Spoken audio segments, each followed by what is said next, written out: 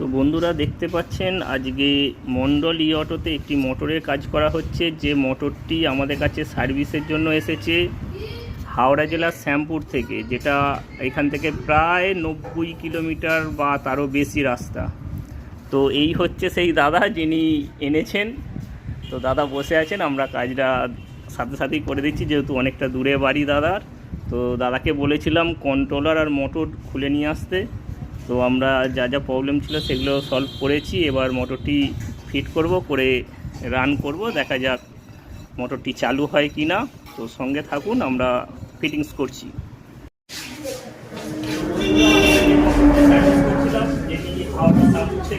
তো এই সেই মোটর তো দাদা এনেছেন।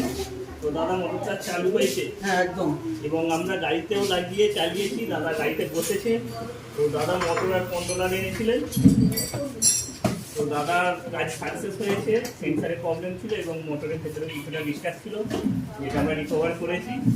তো দাদা এবার বাড়ির জন্য বেরোচ্ছেন। তো এই ধরনের ভিডিও দেখতে হলে আপনারা সঙ্গে থাকুন, এবং আপনাদের যদি কোনো মোটর কন্ট্রোলারের সমস্যা হয় নিয়ে আসবেন, আমরা ঠিক করবেন। তাই তো? একদম। যদি কিছু বলেন। বলতে আমি তো ভাবতেই পারিনি যে এত কুইক বা এত সুন্দর ভাবে ওনারা সার্ভিস দেবেন, কাজটা ওনারা বলেছিলেন যে হয়ে যাবে। আমি খুব দুশ্চিন্তার মধ্যে ছিলাম, কিন্তু এখন দেখছি ওনাদের প্রথমত কাজ হয়েছে এবং খুব দ্রুত ওনারা এটাকে রিপেয়ার করেছে। আর এনাদের ব্যবহার আমার খুব ভালো লেগেছে, খুবই মুগ্ধ।